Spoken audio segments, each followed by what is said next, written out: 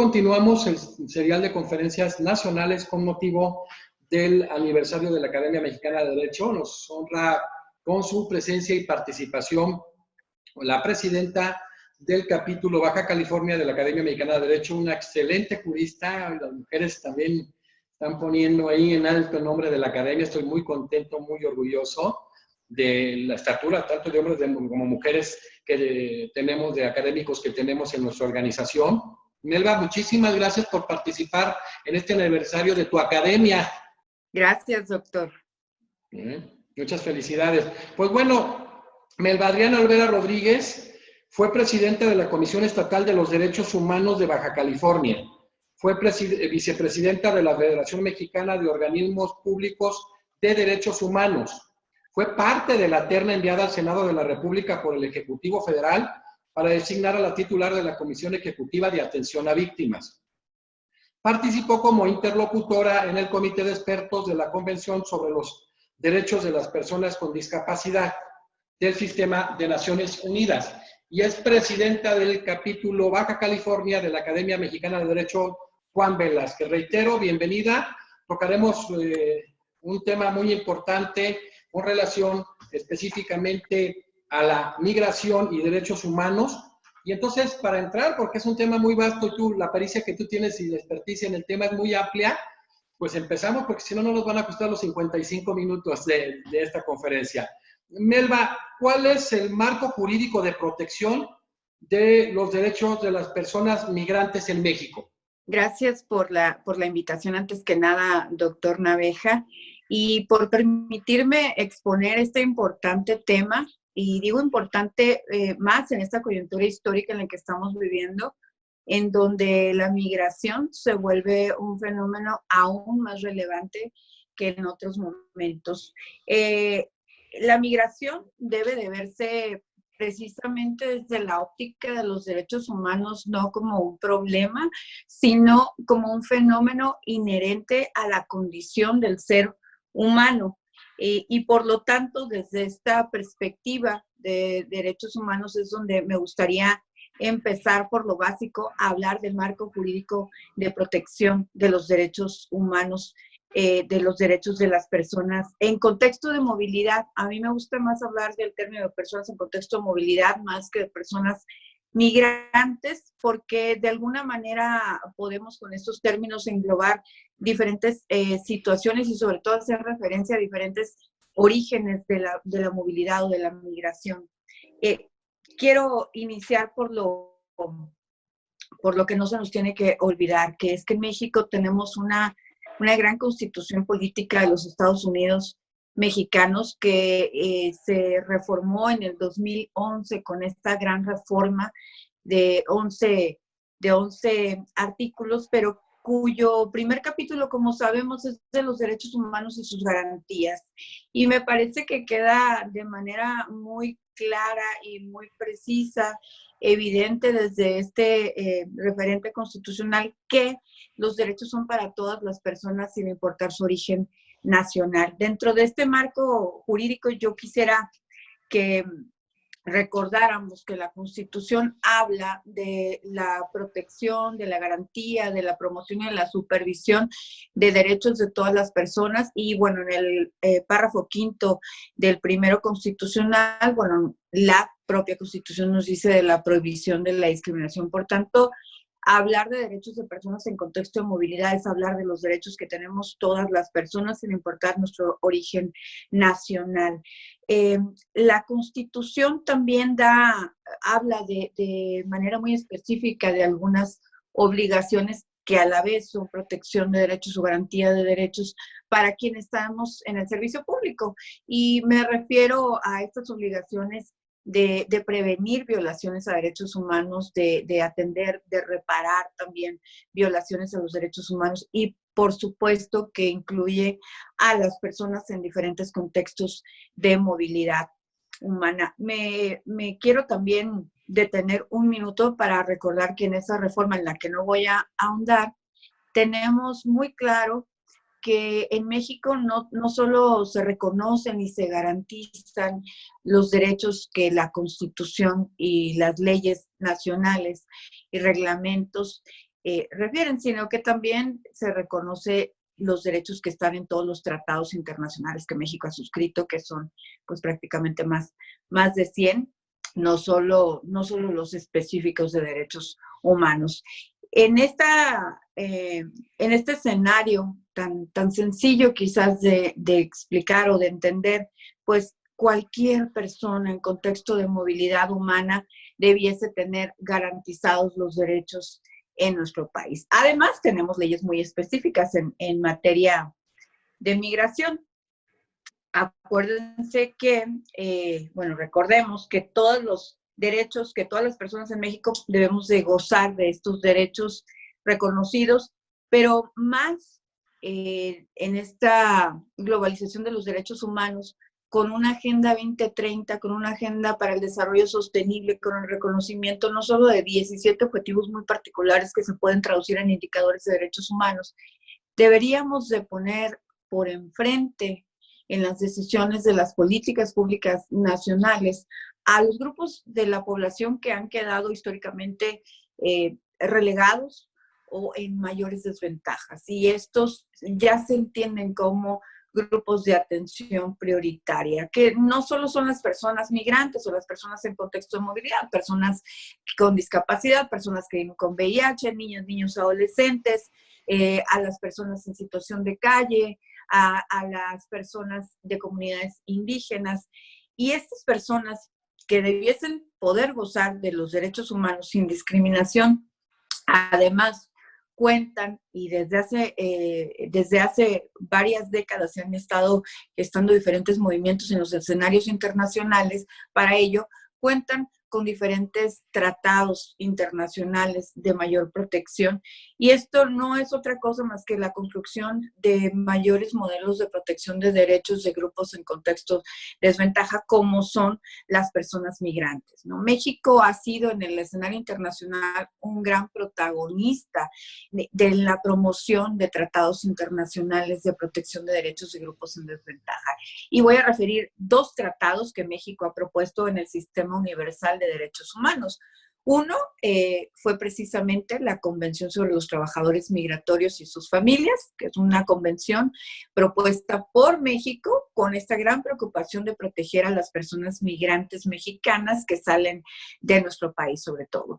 Pero al mismo tiempo, en este tratado, se reconocen los derechos de cualquier persona migrante que atraviese por nuestro país. Otro de estos tratados que México ha propuesto en el escenario internacional es la Convención sobre los Derechos de las Personas con Discapacidad, más reciente, del 2000, que buscaba que en el mundo se reconociera como un grupo que ha estado históricamente también en desventaja a cualquier persona que tenga una deficiencia física, intelectual, sensorial o mental. Y bueno, dentro de estos tratados que México ha propuesto y pactos, pues también se encuentra el famoso pacto, y digo famoso porque fue muy polémico, que es un gran instrumento también, que es el pacto, se llama pacto, en específico lo conocemos como el Pacto para las Migraciones, reciente, muy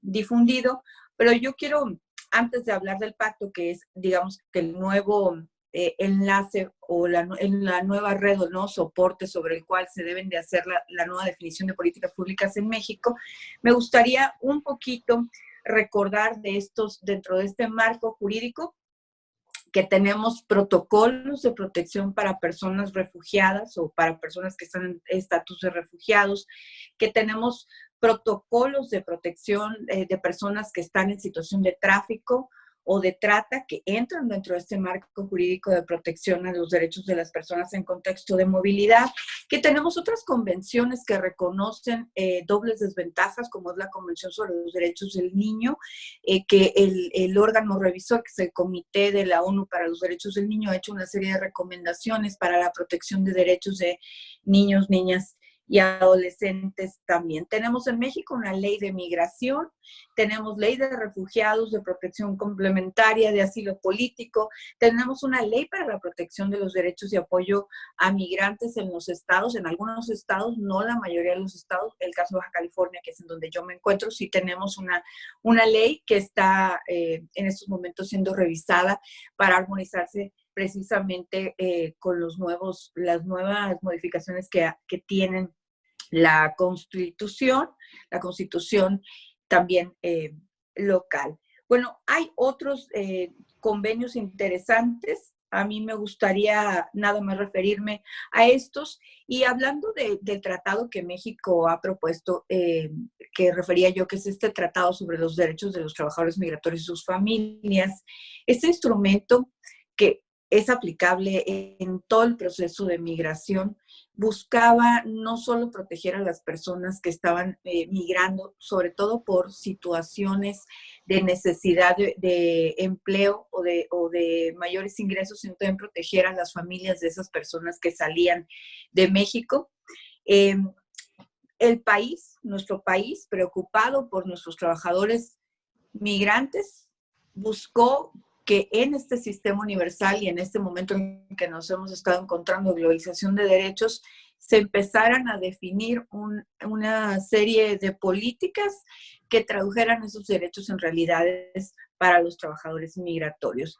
Dentro de estas disposiciones que tiene el tratado, y que en algunas leyes, como decía, no todos los estados del país, de nuestro país, tienen una ley específica en materia de migración, pero sí, dentro de este tratado lo que se buscaba es una armonización con las leyes locales, buscando la protección y la garantía, y ya se empezaba a vislumbrar la intención que después con el pacto que más adelante quizá podríamos abordar, se ha hecho de buscar mejores condiciones de vida tanto para las personas que están trabajando como migrantes, como para sus familias. Está muy orientado por los convenios y tratados en materia de derecho laboral. ¿De qué van estos convenios? ¿De qué van estos tratados? Hablan de los derechos de las personas de los derechos de las personas migrantes, del derecho a la vida, del derecho a no ser sometido a ninguna forma de esclavitud, de no ser sometido a servidumbre, el derecho a realizar un trabajo sin que éste sea de manera forzada, el derecho a ser libre, el derecho a la opinión y expresión en sus trabajos, el derecho a no ser sometido a injerencias arbitrarias, el derecho al hogar, a la reunificación familiar y bueno, también el derecho a la seguridad jurídica, el derecho dentro de este convenio, y bueno, que después se fue ampliando, se mencionan también estos derechos de alguna manera que se tienen a contar con igualdad en los procesos judiciales a los que son sometidos cuando esto así se lleva, ¿no? Dentro de los derechos humanos que se reconocen para las personas migrantes, y bueno, hagamos una reflexión de que se ha necesitado un convenio específico para personas migrantes precisamente porque no se han respetado con igualdad los derechos de las personas en contexto de movilidad.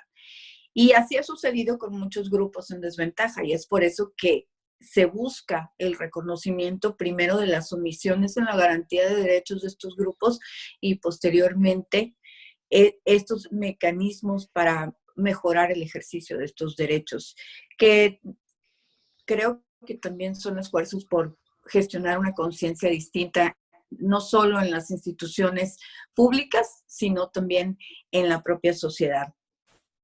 Estos órganos, estos convenios tienen órganos revisores de cumplimiento, como es el caso de la Convención sobre Derechos de los Trabajadores Migratorios y sus Familias, que el comité ha emitido una serie de recomendaciones para nuestro país, en donde queda evidente las omisiones que México ha cometido. Aquí, pues, si me lo permites, doctor, pues haría una reflexión sobre esta importancia, la congruencia entre lo que exigimos en el escenario internacional para los mexicanos y las mexicanas migrantes y lo que estamos dispuestos como país, no solo a través de las instituciones, sino como una nación, como la gran nación que somos, a respetar para otras personas migrantes, independientemente de si son o no son personas trabajadoras. Perfecto, ¿no? La verdad que das un viraje muy importante este marco jurídico, incluso con el tema de la incorporación de derecho internacional, derechos humanos al artículo primero constitucional, y vaya todo lo que hay en el sistema interamericano, ¿no? Vas a seguir abordando temas que vamos a ahorita desarrollar, sobre todo, por ejemplo, en esa sentencia Vélez-Lor contra Panamá, de la cual se desprenden muchos temas de la asistencia de letrado, de la asistencia consular, y luego esa opinión consultiva que solicitó México a la Corte Interamericana, la 18. Entonces, seguimos en consecuencia muy emocionante, reitero, es muy emocionante ver el potencial, la capacidad que tenemos de expositores de la Academia Mexicana de Derecho y que no desentona nada con los ponentes internacionales. Bueno, Melba, ¿en qué consiste el Pacto Mundial para los Migrantes? Mira, decía de la importancia de este pacto que hace apenas algunos años empezó a discutir y es un pacto que bien fue muy polémico y una polémica que se avivó entre el 2015 y 2017, pero es un gran pacto, es un pacto mundial para una migración segura, ordenada y regular. Y suena a un gran reto el que los países logren ordenar la migración, ¿no? Hemos visto en el paso del tiempo que la migración está vista y por muchas ciudades, sobre todo por ciudades fronterizas, como un problema que heredan en ocasiones los alcaldes o presidentes municipales de las ciudades fronterizas, o los gobernadores de los estados. El pacto creo que redimensiona lo que quienes defendemos derechos humanos hemos estado tratando de poner sobre la mesa de quienes toman las decisiones, que es que la migración es este fenómeno que es inherente a la condición de los humanos, de las personas. El pacto para una migración segura, ordenada y regular tiene como su principal objetivo, creo que es voltear a ver esas causas estructurales por las cuales se da la migración. Es voltear a ver cuáles son esos factores adversos que hacen que a veces comunidades enteras migren de su ciudad, ¿no? o del lugar. Pero no solo es ver, sino es tratar de mitigar esos factores adversos o contrarios que impiden a las personas construir sus propios proyectos de vida en la comunidad a la que pertenecen, ¿no? No es un intento de frenar la migración, pero sí es un reconocimiento de las causas estructurales y un gran intento de mitigar esas causas estructurales de la migración, entendiendo que las personas tienen derecho a tener una vida sostenible en la comunidad de origen, ¿no? Tienen derechos económicos, sociales y culturales, ¿no? Me parece que el pacto también está entendiendo que la migración como un tema de derechos humanos tiene que buscar el acompañamiento de las personas migrantes desde precisamente esa óptica de la garantía, pero entendiendo las omisiones que han vivido. Y de alguna manera el pacto también nos lleva a ver a que muchas de las personas migrantes en el mundo son víctimas de violaciones a los derechos humanos por omisiones en sus comunidades de origen principalmente, si lo puedo poner de esa manera tan sencilla, tan sucinta. El pacto también pretende reducir los riesgos y las vulnerabilidades a las que se enfrentan las personas migrantes, sobre todo las personas migrantes en contextos de mayor desventaja, ¿no? Las personas migrantes mayores, las mujeres migrantes, los niños y niñas migrantes, las personas migrantes de la comunidad LGBTI que están en más desventajas. También este pacto busca reconocer las diferentes etapas de la migración, ¿no? Es un intento también de reconocer que la migración no es homogénea, que hay diferentes orígenes de la migración, que hay diferentes causas, pero que también hay diferentes rutas y diferentes etapas de la migración, por lo tanto reconocer los riesgos, porque hay un interés muy claro en este pacto que se firmó a nivel mundial de mitigar esos riesgos y esas amenazas no solo para la vida, sino para la garantía de todos los derechos de las personas en contexto de movilidad. El pacto busca también abordar preocupaciones muy legítimas que tienen los estados y las comunidades receptoras de la comunidad migrante o de la población migrante. Este pacto voltea a ver cuáles son los mayores retos que enfrentan las ciudades de destino de la migración e intenta encontrar esos canales y esas formas de gestionar la migración hacia algo con lo que me he identificado mucho, sobre todo cuando se trata de la defensa de los derechos de los grupos en contexto de desventaja y que deben de ser de atención prioritaria. Este pacto busca generar rutas para la inclusión de las personas en contexto de movilidad en las comunidades tanto de origen como de destino, ¿no? El Pacto Mundial busca también reconocer las capacidades humanas, cambiar la percepción que se tiene de la migración, abatir el estigma y el prejuicio que se tiene para las personas migrantes. El pacto entiende que es posible el desarrollo sostenible a nivel local, a nivel nacional, a nivel regional y global, si se aprende a trabajar en la gestión de la migración, en la migración ordenada y segura. Me parece que los objetivos, de manera también muy, muy sencilla, son, primero, como decía, observar, analizar la migración en sus diferentes etapas, pero no solo observarla y recopilar información y poder generar datos útiles, datos estadísticos que nos hablen de una realidad que podemos tocar más y con la cual podemos trabajar más para poder hacer diseño de política pública con materia empírica. También este pacto tiene un objetivo claro, como decía, de ir directamente a mitigar esos factores adversos. Esos factores que obligan a las personas a abandonar su país de origen, ¿no? Como dice un poema que leí hace mucho, y no recuerdo ahorita el nombre de quien lo escribe, pero dice, nadie se va de su casa a menos que su casa le amenace. Y en este pacto construido con base en los estudios migratorios de diferentes partes de nuestro planeta, porque es un pacto global, se pudo identificar que precisamente la falta de garantía del derecho a la seguridad y la integridad personal están motivando cada vez más la migración o la movilidad. Y dentro de esto, más que voltear a ver a otros países, me gustaría que volteáramos a ver a nuestros estados del sur del país y reconocer cómo comunidades enteras de estados que han estado en gran conflicto desde hace mucho, como Michoacán y Guerrero, se están moviendo, pero también comunidades enteras de Chiapas. Son comunidades que se están moviendo por la violencia, que lo han estado haciendo de manera silenciosa prácticamente, y que llegan a la frontera, precisamente a la frontera en la que yo me encuentro, intentando cruzar al vecino país para solicitar ahí un espacio de refugio. Y son personas que vemos todos los días y a veces en grupos de más de 20 personas. Digo, de manera silenciosa, porque esa es la migración que más quiere pasar desapercibida, ¿no? Que no quiere ser identificada.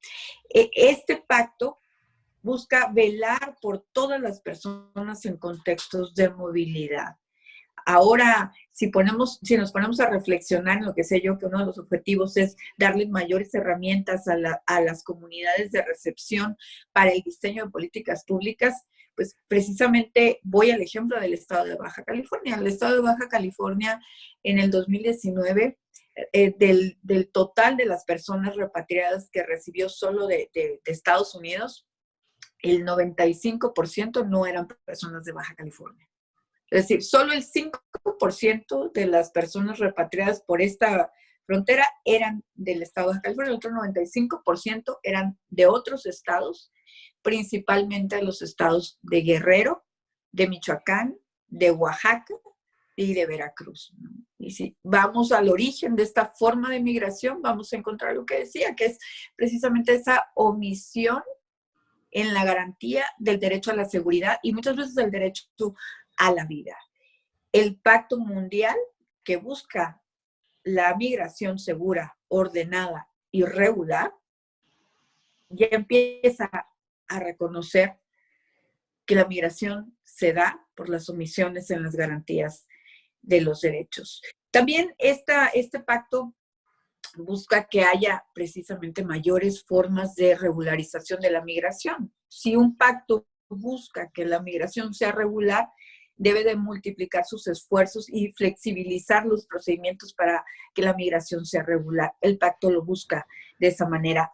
Busca que se facilite la contratación equitativa y ética, salvaguardar las condiciones de garantía del trabajo de todas las personas migrantes, que haya el trabajo decente en los lugares de origen, abordar y reducir vulnerabilidades de la migración, reconociendo mayores vulnerabilidades en algunos grupos, prevenir, combatir, erradicar la trata de personas es algo que es un gran objetivo del Pacto Mundial, gestionar que las fronteras estén integradas, que las diferentes comunidades de las fronteras tengan una coordinación que pueda dar seguridad, aumentar certidumbre y previsibilidad de los procedimientos migratorios, brindar mayor información para que se puedan verificar los procedimientos de migración, porque para la migración regular se necesita también el poder hacer flexibles y menos riesgosos los procedimientos. En ocasiones las personas consideran que el iniciar una solicitud de refugio, por ejemplo, en México, les pone en riesgo, ¿no? Esto es parte de lo que está proponiendo el pacto. También el pacto dice, vamos a utilizar los países que estamos firmando este pacto, vamos a utilizar la detención de las personas migrantes solo como un último recurso. Vamos a mejorar la protección, asistencia, la cooperación consular a lo largo de todo el ciclo migratorio. Y esto es algo a lo que invita a los gobiernos locales a hacer, a mejorar esta asistencia, esta protección consular, y empieza por abrir unos canales muy amplios de comunicación. También habla el pacto del compromiso de brindar servicios básicos a las personas migrantes. Y me llama la atención, porque esto no lo había visto antes en el tema migratorio, pero habla del empoderamiento de las personas migrantes. El Pacto Mundial dice, es importante empoderar a las personas migrantes, entiendo, con el conocimiento de sus derechos, para que puedan incluirse de manera plena en la sociedad y puedan participar de la cohesión social. Invertir en el desarrollo de aptitudes y de habilidades, es decir, brindar, ofrecer capacitación laboral, adiestramiento, crear condiciones necesarias para que las personas migrantes puedan contribuir al desarrollo sostenible, no solo de la comunidad, del país, ¿no? Por eso decía yo, me parece que es un gran pacto. También busca promover que la transferencia de remesas sea más rápida. Sabemos el lugar que ocupan las remesas en nuestro país. Y el pacto dice, bueno, vamos a proponer, los países nos estamos organizando para proponer que la transferencia de remesas sea más segura, que no implique tanto riesgo para las personas migrantes, y también fomentar la inclusión financiera de las personas migrantes, colaborar en procesos de regreso o de readmisión en condiciones de seguridad y dignidad, para que las personas también que han sido migrantes, que regresan a sus comunidades, se sientan seguras, establecer mecanismos de seguridad social y de prestaciones para las personas migrantes, fortalecer la cooperación internacional, alianzas mundiales para la migración segura, ordenada y regular. Me parece que este pacto nos plantea un escenario que entiende desde la óptica de los derechos humanos que cualquier persona en contexto de movilidad debiese tener las mismas oportunidades de desarrollarse tanto en el lugar de origen, que por alguna circunstancia tiene que dejar o se ve forzado, como en el lugar de destino. Y empieza el pacto buscando revisar las comunidades de origen de la migración, precisamente no para frenar la migración, pero sí para dar otras opciones a las personas y que la migración no sea forzada, no sea necesaria, sea una opción y no una obligación. Perfecto. Algo que resulta muy agradable en cuanto a los integrantes de la academia es que independientemente de la preparación y la formación que se tiene, estamos estableciendo sobre todo algunos parámetros en temas como hoy en día lo que refiere al COVID-19 para la protección de derechos fundamentales. Ya lo hizo gente de nuestra estructura nacional e internacional en relación al tema de acceso a la información, de protección de datos personales. Y ahora, en este contexto de movilidad, nos interesa mucho como academia ver el posicionamiento que toma nuestra presidenta, ¿sí? Nuestra presidenta del capítulo Baja California, una de las grandes expertos, junto con algunos amigos más en la estructura y con algunos otros constitucionalistas de América Latina, como es Gerardo Etó, como es José Palomino de Perú, como es Hernán Olano. Y entonces viene una pregunta que es muy importante para nosotros en el posicionamiento de la academia y que tomamos como base lo que va a referir nuestra presidenta del capítulo Baja California, Melba Adriana Olvera Rodríguez, y es cómo podemos entender, Melba, el derecho a la salud de las personas en el contexto de la movilidad en tiempos de la pandemia. ¿Cómo lo podemos visualizar? ¿Cómo lo podemos captar? ¿Qué obligaciones se tienen como Estado? Gracias por la pregunta, doctor Naveja. Creo que es una pregunta obligada en estos momentos en los que creo que ningún país estaba preparado para responder. Y la respondo como defensora de derechos humanos, pero también como persona en el servicio público que busca que se respeten los derechos de las personas en contexto de movilidad. La salud y la vida son derechos humanos y como tales son universales. México se ha comprometido en una serie de instrumentos jurídicos a respetar los derechos de todas las personas. Y quiero disculparme por mi manera tan simple de ver que no se puede negar a nadie el derecho a la seguridad, a la atención médica, a la seguridad social en momentos de una pandemia, y menos por su origen nacional. Los estados fronterizos de México, somos estados que hemos enfrentado retos mayores en la atención de personas contagiadas con COVID-19. Y estoy hoy en una de las ciudades más complicadas para la atención del COVID-19. Tijuana se considera la ciudad en nuestro país que tiene mayor índice de letalidad en el COVID. Es decir, más gente está muriendo en Tijuana que en cualquier otra parte de México por COVID-19. Y no podemos pensar que esto excluye a las personas en contexto de movilidad, cuando precisamente este Estado de la República ha sido formado por la migración. La salud es un derecho humano. Y hace apenas un par de semanas reflexionábamos con algunos médicos que evidentemente para la garantía de la salud se requiere de la disponibilidad y la asequibilidad. Y estos son temas muy pendientes en el sistema de salud mexicano desde hace mucho tiempo. Entonces, los retos para garantizar la vida y la salud de las personas migrantes, como son los retos para garantizar la vida y la salud en tiempos de pandemia de personas en otros contextos de desventajas, son mayores. Pero la salud es un derecho humano, es un derecho que no se puede negar a ninguna persona. Los sistemas de salud están obligados a atender sin discriminación. Sin embargo, la realidad es que el sistema de salud del Estado de Baja California está viviendo momentos muy críticos para atender para garantizar este derecho, para atender a las personas. Todos los días estamos conociendo de decesos de personas que estuvieron en ocasiones apenas 24 horas en un hospital público, ¿no? En ocasiones 48 horas. Las personas migrantes tienen derecho a la salud. En el estado de Baja California se puede decir que la mayoría de las personas que están en contextos de movilidad hoy están en albergues, están en refugios y están también en un centro de integración de personas migrantes de la Secretaría del Trabajo a nivel federal, que precisamente por la coyuntura tan grave de la pandemia, abrió el espacio para la recepción de mexicanos y mexicanas repatriadas a partir de marzo a la fecha. Es decir, personas que regresan a México, que van a estar en Baja California, inmediatamente pueden ir a este centro que tiene un filtro sanitario, precisamente entendiendo la necesidad de garantizar la salud de todas las personas en tiempos de la pandemia por COVID-19.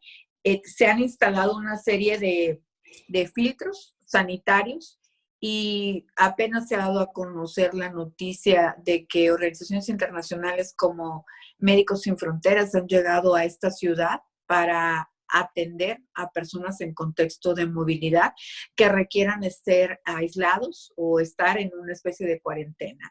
Hace un par de días se dio a conocer que personas migrantes en los centros de detención de California, es decir, a unos minutos de la garita, están con contagio de COVID-19.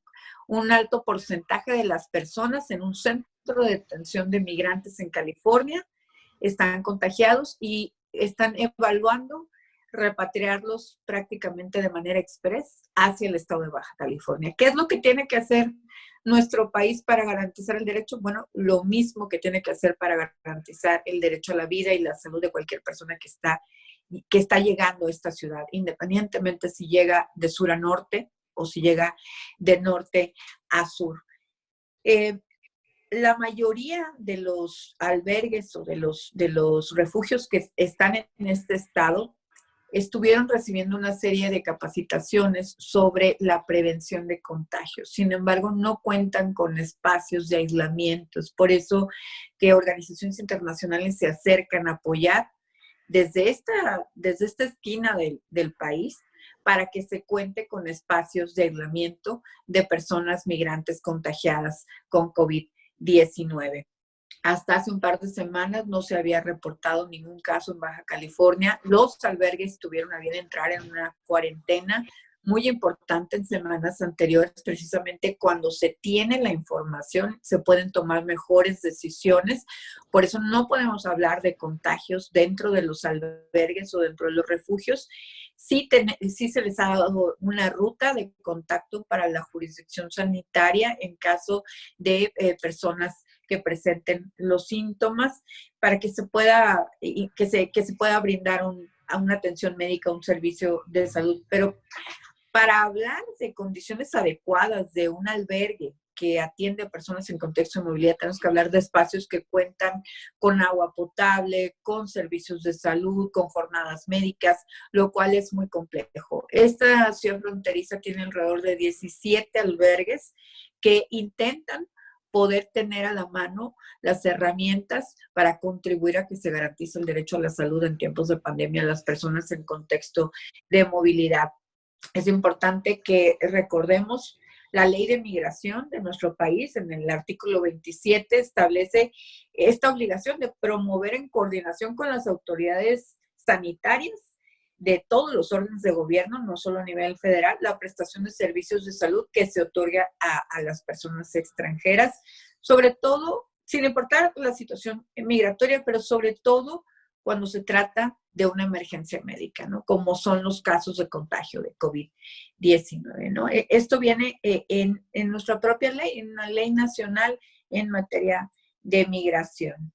La garantía del derecho a la salud de las personas, sin importar si es una persona migrante en México, si es una persona desplazada interna, si es una persona en condición de refugio, el derecho a la salud lo tiene y a la vida, ¿no? Ahora lo que hemos estado viendo desde el estado de Baja California, además de los esfuerzos institucionales por garantizar la vida, repito, en una ciudad fronteriza que registra el mayor número de muertes o el mayor índice de letalidad, lo que hemos visto es la solidaridad de la comunidad, ¿no?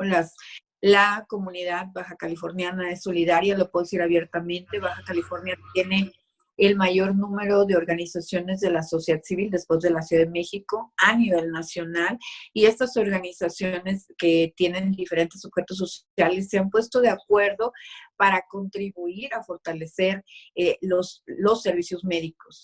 Hace apenas unos días se arrancaba un hospital en un estadio aquí en Tijuana, y es un hospital que está poniéndose en marcha gracias al apoyo de la sociedad civil y del sector empresarial, ¿no? Es parte de lo que está haciendo, entendiendo que el reto es muy grande y las personas en contextos de mayor vulnerabilidad, como son las personas en contextos de movilidad humana, las personas migrantes y desplazadas, no pueden quedar de ninguna manera fuera de los esfuerzos por garantizar el derecho a la vida que tienen en estos momentos. Perfecto, sí, es muy importante, es cierto lo que dices tú, es el caso de Baja California, pues sobre todo en Tijuana, es muy grave, ¿no? El nivel de letalidad original era de 2 al 4%, se ha ido muy por encima, por el rebase. Y fíjate que aquí, porque nos queda poco tiempo, el tema de la guía, esta guía bioética que establece los parámetros y que hay mucha molestia, que no debe haber molestia. Tiene que asegurarse el ejercicio de los médicos, tiene que potenciarse el que se protejan y se lograr el mayor salvamento de número de vidas. Es muy necesaria. Esto está colapsando en muchos lugares. Baja California, reiteramos, por cabeza es el más alto de los índices que tienen a nivel del país. O sea, Ciudad de México es el que tiene, pero en el caso de Baja California.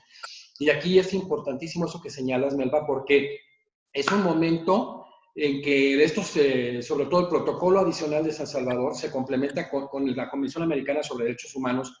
En el 4 y 5, en el 4 la protección del derecho a la vida, en el 5 la integridad física, psíquica de las personas, el 10 con relación al tema de la salud en el protocolo adicional de San Salvador. Entonces aquí encontramos algo excepcional.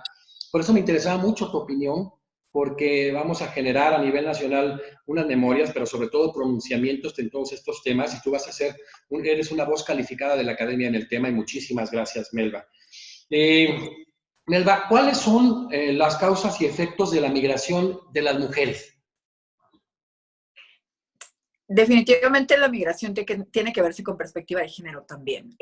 La presencia de mujeres en los movimientos migratorios en el mundo creció a partir de los 70s, 80s y hoy en día es una presencia muchísimo más marcada. La movilidad de las mujeres por el mundo está muy basada ya en la violencia de género. Tengo que decir porque también no solo a partir de los estudios que han hecho los expertos de diferentes colegios, como el propio Colegio de la Frontera Norte, sino también por lo que recibimos las oficinas de atención a personas en contextos de movilidad. Lo que vemos son cada vez más mujeres migrando por la necesidad de salvaguardar su vida cuando están siendo víctimas de violencia de género, cuando están siendo víctimas de maltratos que ponen en riesgo su vida. Hay algunas causas a nivel mundial. Una sí es escapar de esta violencia que ha sido llamada violencia doméstica. Entonces, es violencia de género. Hay otro gran motivo que es encontrar un empleo remunerado. Muchas mujeres en el mundo están trabajando sin una remuneración. Esto es una realidad. En pleno siglo XXI, hay muchas mujeres trabajando sin una remuneración y entonces esto empieza a ser un motivo desde hace mucho tiempo para que las mujeres migren. También hay una situación muy grave en el mundo que genera la migración de las mujeres, escapar del crimen organizado. Eso hace que muchas mujeres se organicen solas o con sus hijos y sus hijas para ir a vivir a otra comunidad en donde no se sientan en riesgo de ser víctimas principalmente de trata o de explotación sexual. ¿Sí? Otra de las razones es tener una mejor calidad de vida o tener una calidad de vida o tener la posibilidad de ofrecer un proyecto de vida mejor a sus hijos y a sus hijas. Hay una diferencia en la forma de la migración. Anteriormente, la migración femenina era de alguna manera pasiva, era una migración de acompañamiento a los hombres que había en la familia, y eso cuando estaba la presencia de las mujeres. La migración era mayormente masculina, era de hombres en edad laboral y se presentaban algunas mujeres, pero digo de esta forma, por llamarlo de alguna manera, de una migración pasiva en donde la mujer era la acompañante o la que iba atrás porque era la que iba a seguir en las atenciones en relación al rol de género de ese hombre que se movía de un lugar a otro para buscar un empleo para su familia, ¿no? Hoy, esta concepción tradicional de la migración que teníamos, donde incluso podemos ver la imagen de un hombre cargando la mochila y la mujer caminando atrás, ha cambiado. Hoy, muchas mujeres están migrando solas y, repito, están migrando con sus hijos y con sus hijas, y se está demostrando que muchas mujeres están moviéndose porque tienen un proyecto laboral, porque tienen un proyecto de vida que incluye ser autónomas económicamente y no encuentran las oportunidades en sus comunidades de origen. Como decía, antes era acompañar al esposo, a la pareja, hoy es conseguir un empleo, salir adelante y tener un proyecto propio. ¿A qué se enfrentan las mujeres migrantes? Porque la migración femenina, repito, ha cambiado, pero algo que no ha cambiado son las amenazas que enfrentan las mujeres migrantes. Se enfrentan a los abusos sexuales, se enfrentan al maltrato físico, se enfrentan al maltrato psicológico, se enfrentan a trabajos serviles, se enfrentan a la trata de personas, a aislamientos físicos, a llegar a los lugares destino a trabajar y ser aisladas de la comunidad, se enfrentan a la falta de cobertura específica en legislación en materia de mujeres migrantes. Digo, llevamos avances, pero a esto se han enfrentado. A mecanismos de protección de derechos con perspectiva de género, ¿no? A lo mejor ya avanzamos en el andamiaje jurídico, más no hemos avanzado en la política pública. Ausencia también de la garantía de ese derecho al descanso dentro de las jornadas laborales, el menor respeto a sus derechos laborales, evidentemente, a licencias de maternidad, a los tiempos por enfermedad, prácticamente acceso limitado o inexistente a la atención médica o la atención sanitaria. Algo a lo que se enfrentan también las mujeres migrantes, tengo que volver a decir lo que ya lo dije, es a la violencia sexual, a la violencia de género durante las diferentes etapas de la migración. Mujeres migrando para huir de la violencia se enfrentan con violencia durante su trayecto. Hay algunas revelaciones muy fuertes que hablan de los mecanismos que muchas mujeres toman de protección para ellas mismas cuando deciden migrar. Y una de estas prácticas es el consumo de anticonceptivos. ¿Por qué? Por ese temor a ser violentadas sexualmente durante el trayecto que atraviesan de una zona a otra, hablando de desplazamiento interno, hablando de nuestro país o hablando a nivel internacional. ¿No? La forma de la discriminación, esta forma tan violenta de discriminación que hay hacia las mujeres migrantes, ocurre prácticamente en cualquier parte del mundo. Algo a lo que también se enfrentan las mujeres es al llegar a las comunidades de destino y encontrar únicamente 2 o 3 opciones de inclusión laboral, y la mayoría destinadas al trabajo doméstico. ¿Sí? En el mundo se calcula que tenemos algo así como 67, un poco más de 67 millones de personas trabajando en servicios domésticos, y una sexta parte de esos trabajos los están haciendo mujeres migrantes. ¿Sí? Es una de las opciones reducidas que encuentran muchas mujeres. Estamos hablando de 11.5 millones de personas migrantes en el mundo haciendo trabajos domésticos, la mayoría porque es la única opción que encontraron para poderse incluir laboralmente en una comunidad, incluir entre comillas, diría yo, ¿no? Una de cada 25 trabajadoras asalariadas en el mundo está empleada precisamente en trabajos domésticos. Y esto también nos habla de esa necesidad de cambiar la concepción que tenemos de los géneros y de entenderlo como un tema de igualdad de derechos que debiese resultar en la igualdad de oportunidades para un desarrollo personal. Las mujeres migrantes enfrentan un gran reto, el de mantenerse vivas y mantener vivos a sus hijos y a sus hijas en el trayecto de la migración y en los lugares de origen y de destino. Estamos hablando de realidades de las mujeres migrantes, pero que también muchas mujeres migrantes se enfrentan hoy en día en el mundo. Por eso la importancia de las políticas públicas con perspectiva de género, con esta visión amplia en garantía de derechos humanos. Y creo que el pacto mundial sí logró incorporar de alguna manera esta perspectiva de género, reflejando cuáles son los retos de las mujeres y algunas de las recomendaciones que hacen en el Sistema Universal de Derechos Humanos, los comités, como es el Comité sobre los Derechos del Niño, que recientemente le ha pedido a México redoblar los esfuerzos para la protección de los derechos, sobre todo de las niñas migrantes en México, ¿no? Hay ahí algunas recomendaciones del sistema no jurisdiccional de derechos humanos en nuestro país que hablan de niñas migrantes que incluso han perdido la vida en estaciones migratorias de nuestro propio país cuando no hemos sabido responder de manera adecuada al respeto a los derechos de esta población en situación de doble vulnerabilidad. Perfecto, interesantísimo, la verdad estoy contento, feliz con esta exposición de nuestra presidenta del capítulo Baja California. Y Melba, vamos a tener 8 minutos para desarrollar 2 preguntas, una que ya podríamos haber establecido y una extra. Entonces, sobre 8 minutos para poder despedirnos, nos da esto como para 10 grabaciones, pero bueno, Melba, ¿qué considera Melba Adriana que cómo afecta la migración a los niños, niñas y adolescentes? Me parece que la violencia, la pobreza, el acceso limitado a servicios desde el lugar de origen de los niños y niñas migrantes ya son violaciones a sus derechos humanos. En el trayecto, porque los niños y las niñas no deciden migrar, ¿no? Van acompañando a sus familias y en muy pocos casos son vistos en esas familias como sujetos de derechos humanos. Normalmente, y lo digo con pesar, son vistos como objetos de pertenencia de una tribu, de una familia, de un grupo, de un núcleo. Y desde ahí empieza una serie de omisiones para garantizar todos los derechos que tienen los niños y las niñas.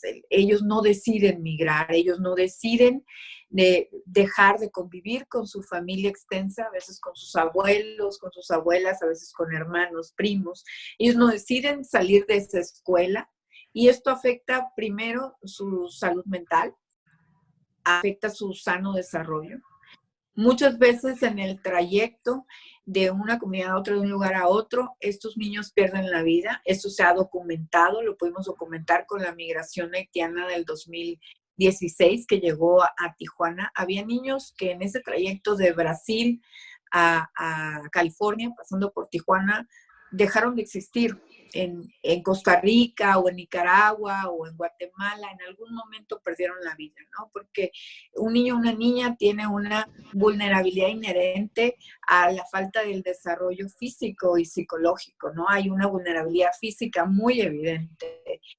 La migración pone en riesgo garantizar los derechos de la infancia de muchas maneras, ¿no? Como digo, de la forma más drástica, que es poniendo en riesgo su vida, pero también se violentan otros derechos o hay una falta de espacios para garantizar. Y bueno, quiero decir que hay grandes esfuerzos en algunas instituciones para que sí se den estos derechos, como es el derecho a la educación. Un niño que está migrando perdió el ciclo escolar, dejó de ir a la escuela, no solo dejó de aprender, sino dejó de tener contacto con una comunidad educativa que en algún momento le arropaba o era ese espacio en el que estaba formando su identidad.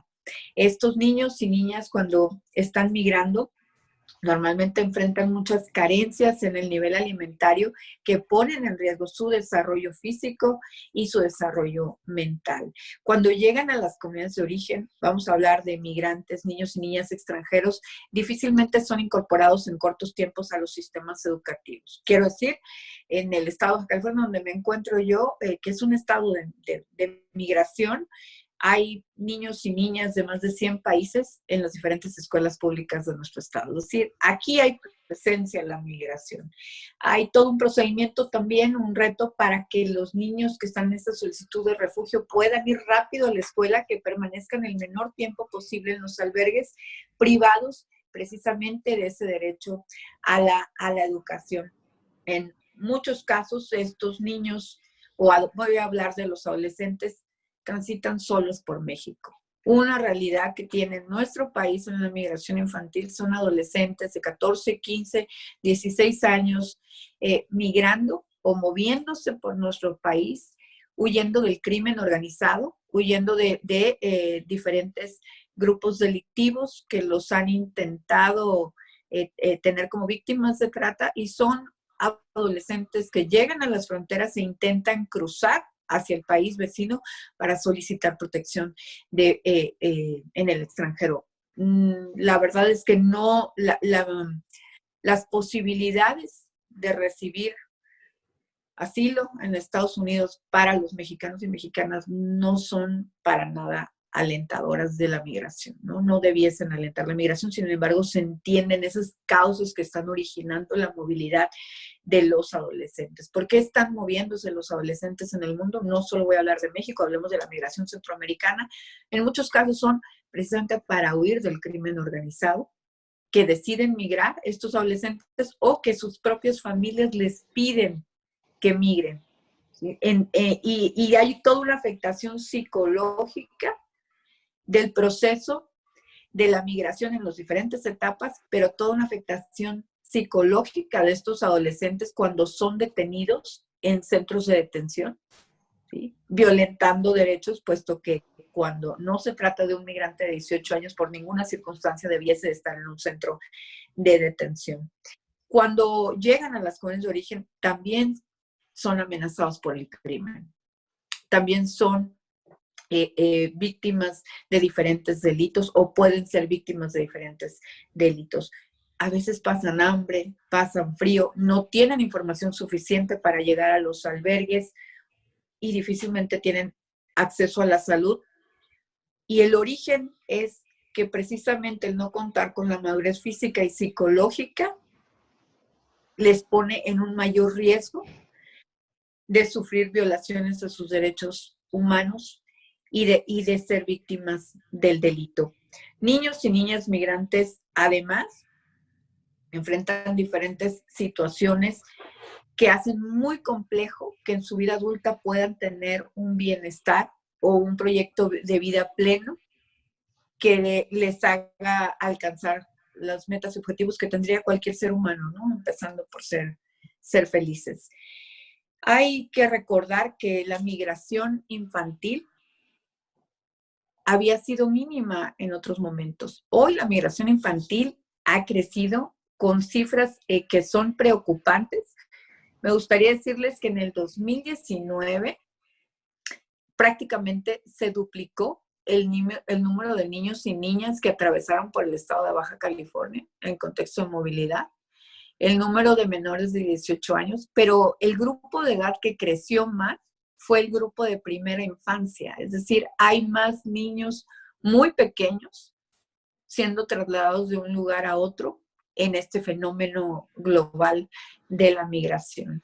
Los niños y niñas tienen derecho a jugar. Es un derecho que difícilmente se garantiza cuando se está huyendo por la vida o cuando se está huyendo o moviéndose para lograr tener un ingreso económico. Los niños y niñas tienen derecho a la unificación familiar, a participar y estar en contacto con sus familias. Es un derecho. Sin embargo, en algunos centros de detención no está ocurriendo en esta ciudad fronteriza, eso lo puedo decir. Son detenidos en lugares en donde están personas adultas, ¿no? Y hay que buscar el poder cumplir con, el poder garantizar los derechos y seguir puntualmente las recomendaciones que ha hecho tanto el Sistema Universal de Derechos Humanos como el Sistema No Jurisdiccional de Derechos Humanos, en donde hay una hoja de ruta muy clara de qué es lo que tenemos que hacer para proteger los derechos de la niñez migrante en nuestro país, que atraviesa por nuestro país, doctor. Excelente, excelente exposición. Qué bueno este tema que se toca del derecho de los niños. Tenemos precisamente, como decía Melba, la Convención sobre los Derechos de los Niños, el mismo artículo 19 de la Convención Americana sobre Derechos Humanos y el 16 del Protocolo Adicional de San Salvador, que establece muchas cosas muy importantes, como los señala Melba, aunado a dos opiniones consultivas que son fundamentales y de las cuales se extrajo el interés superior del menor al artículo 4 constitucional, que es esa 17, que establece varios principios en el interés superior del menor, la defensa integral del menor, el menor como titular de derechos, y algo que decía Melba muy atinado y muy importante, la especificidad, el menor como parte de un grupo vulnerable. En esta opinión solicitada por la Comisión Interamericana de Derechos Humanos a la Corte Interamericana, y se complementa con la 18, que es una petición del Estado mexicano donde se establece al menor como un doblemente vulnerado en el tema del trabajo. Entonces, hoy nos tocó seguir con esta gran fiesta. Cada vez me sigo poniendo muy contento de ver, reitero, el potencial que tienen nuestros académicos, nuestros juristas en el interior de la Academia Mexicana de Derecho, y hoy correspondió a una amplia conocedora de derechos humanos, a una verdadera defensora, promotora y defensora de derechos humanos que ustedes conocen en todo el país, una de las mejores defensoras que yo he conocido en este tema a nivel nacional, que me da mucho orgullo ser su amigo y formar parte de este equipo, porque somos equipo. Y bueno, pues gracias a todos. Hoy estuvo con nosotros Melba Adriana Olvera Rodríguez, que es la presidenta del capítulo Baja California de la Academia Mexicana de Derecho. Muchas gracias.